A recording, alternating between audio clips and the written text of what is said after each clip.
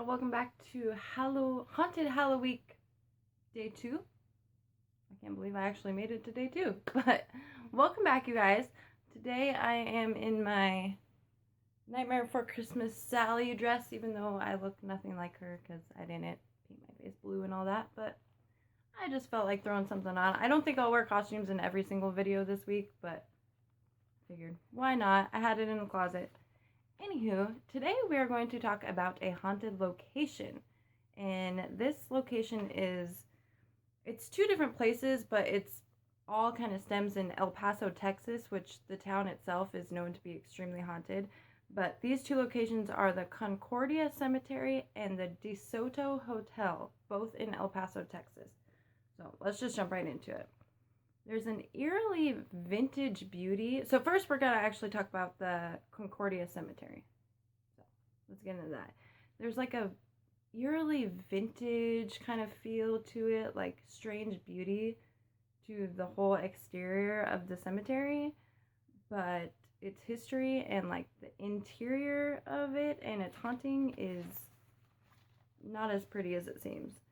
And like I said, it's located in El Paso, Texas. Sorry about my background. Tomorrow I'm going to try and make it all more Halloween-y and stuff like that. I don't know what popped up on my computer. There, now we have a pretty little picture. Anywho, located in El Paso, Texas, over 60,000 graves are in this cemetery that date back all the way to the 1860s. It's said to house a large population of spirits and... yeah, they're different kinds of spirits. Some people say some of them are good, some are extremely evil, and we're going to go into those spirits soon. I feel like Rich Lux, he always says when his eyelashes are wonky that the tea is going to be really good, so maybe this video is going to be really good since my eyelashes are all wonky. So the history of the hotel, before it was a cemetery, it was a ranch called Rancho Concordia. Yeah. It was built by Hugh and Juana, Juana. Juana. Let me know if I'm completely saying that wrong. I'm just going to say Juana Stevenson in 1840. And the land was actually given to them as a wedding present. Which is a pretty cool wedding present, I guess. To actually get like land, that'd be cool. The rancho was large, like sprawling out ranch, really large area. And it contained a chapel, a cemetery that had yet to be like anybody buried in, but they had like made a plot for a cemetery to eventually be put there. And even later there was an actual Catholic church placed on the property, so it was a huge area. The Stevensons lived there many, many years until tragedy sadly struck their family in 1856. Juana was actually gorged, and it says impaled. There's different reports, but I heard that she was impaled in the stomach by a pet deer that she actually had on the ranch. And she suffered serious infection from this wound and ended up passing away. She was actually the first person that was buried in the cemetery on the ranch, which is really sad. In 1882, the rancho was purchased by the city of El Paso, who actually planned to use the site as a cemetery for the city's poor, because death rates were really, really high, and really high especially in like the poor parts of town. So they wanted to use this area as a cemetery for people that they can like give them an affordable cemetery. The newly dubbed Concordia Cemetery, they took on all types of people. So it wasn't just the poor people. They took on rich, just anybody who bought plots of the land. They had the cemetery like separated off in different sections.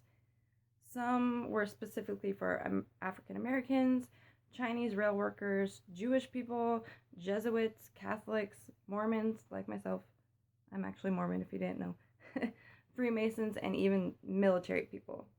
So, you know, that is nice to have everyone in one place, but at the same time, having them all segregated like that kind of may, you know, stir things up a bit, I guess you could say.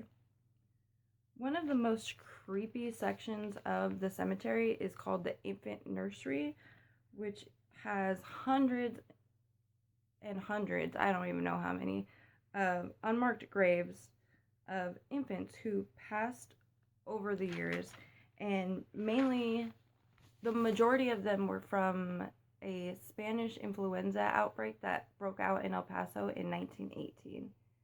One particular grave, said to be extremely terrifying and active in this infant nursery, is actually marked with an iron crib frame. So, which kind of reminds me of, there's a place really nearby me, I think it's like a town over, called the Baby Graves, where there was some kind of outbreak. I think it might have been Spanish flu too. And the farmers around that town, all their children had been passing away. So one of the farmers let them make this baby cemetery, and one of the graves is like fenced off. It's like one of the first graves that were put there. And this place is said to be extremely haunted, and hopefully I will be going there for a video. If not for this whole Halloween series, hopefully after Halloween. But I'd like to go there before Halloween and make a video of it for you guys. But anywho, back to the Concordia Cemetery. Because of its a diverse array of people buried there, it was always an argument of who should maintain it, like what types of people. But to me, what doesn't make sense is, why wouldn't the city take care of it, because they were the ones who purchased it? This caused the cemetery to fall under disrepair over the years. Many of the gravestones were handmade out of wood and sandstone, and because of this, they ended up deteriorating, leading thousands of graves to end up being unmarked, which is said to always cause spirits to be at unrest when there's like not an actual marking of where they are or who they were. By the 1960s, Concordia was in horrible shape, leading locals to actually group together and decide to fix it up themselves. They did their best with what little they had had. So, let's get into the ghost of Concordia. The cemetery has hundreds of claims of spirit sightings, from silhouettes of gunslinging outlaws to hearing crying from infants in the nursery, and tons more. Mainly, there's reports of like ghostly figures that show up in photographs that people have taken at the cemetery, and also like spirit figures that seem to, sorry, my hair's bugging me. Spirit figures that seem to be just like walking the grounds at night. There's also been recorded sounds of horses trotting and soldiers like in battle, which possibly is the spirits of the many buffalo soldiers that were buried there. Children's graves are said to be one of the most haunted spots, like the infant nursery. There's sounds of children playing, giggling, but sadly also of them crying. There's been EVPs that have been caught of children actually asking for their mommies. Women who visit this particular spot of the cemetery, I can't talk, said to be the most affected. They will end up just crying for no reason, and women have even reported that their C-section scars will start burning while they're in this area. That's pretty creepy. Another strange location is called by the caretakers of the cemetery the Vortex. The area has a mysterious like pull on people, just everybody's drawn to this area. And they've also found evidence of brujeria, which is Mexican witchcraft. And there's evidence constantly found in that area, and it's said to be like a spiritual portal. So, never know. But the most terrifying spot, which is strange that when I was reading like the website for the ghost tours and stuff for the cemetery, they left this part out. So, I'm going to tell you guys about it anyways. The most terrifying spot is the pitchfork tree. It's said that this is the spot where infamous Satanist Richard Ramirez, which if you've never heard about him, definitely look him up. I've thought about doing a video on him if I do like videos. I was thinking about doing a series of like serial killers. So I might do a video on him. But this is where he was said to, as a kid, run away from his abusive father and go and like hide out. And this is where he began doing his satanic worship, and where he started like practicing his rituals. In the specific spot where he was said to do these rituals and stuff, a tree ended up growing, and actually ended up growing in the shape of a devil's pitchfork. So people believe that this is a result of the things that Ramirez conjured up, or the rituals that he partook in that area. This area also is said to feel extremely negative. Some have seen dark shadows and even had dark spirits from that area actually follow them home. Many people who go to the cemetery just completely avoid this area, which I definitely would. I would not go in that area. I would like to visit the cemetery, but I don't know. It's pretty creepy. People have also found ritual souvenirs in the area, showing that people still use this area for satanic worship. They found these like roast jars full of like different kinds of liquids, satchels filled with who knows what, just weird things. And they found animal bones and even dead chickens. And they also in this area find gravestones that have crosses, either broken or the crosses will be like turned upside down. So this area obviously is still being used somewhat for some bad things. Another famous Concordia ghost is John Wesley Hardin. He was a gunslinging outlaw, and he was also a murderer who had been said to have killed up to 42 people. He ended up being shot in the head by a police officer in one of the El Paso saloons and was buried in Concordia. Due to grave robbers and like people who said that they wanted to like rob his grave, they ended up putting a metal cage that had to be constructed around his grave so nobody would take it. His spirit has been said to be walking around the cemetery and seen often.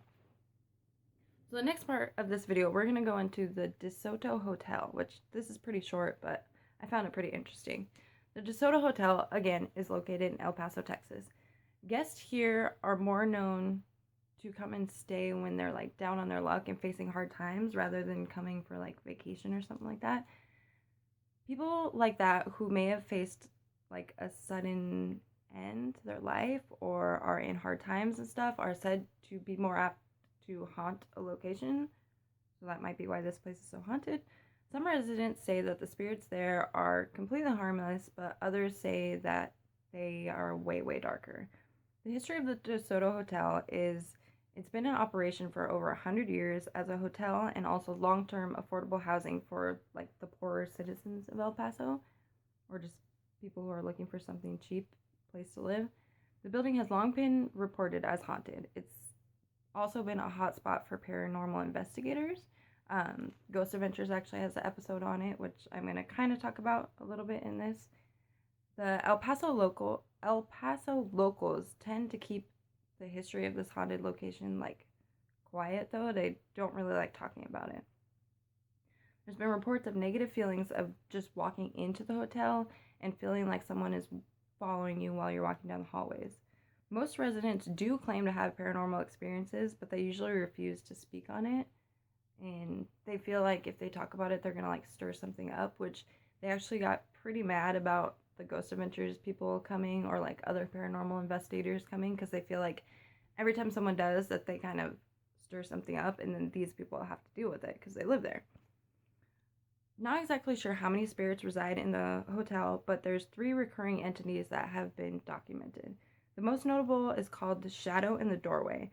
A paranormal investigator at the DeSoto Hotel got compelling video evidence in one of the hotel's abandoned hallways, which it's not said why that hallway is abandoned, but the paranormal investigator caught in an EVP on the actual video that they caught all this evidence on of the EVP saying, "Who cares?"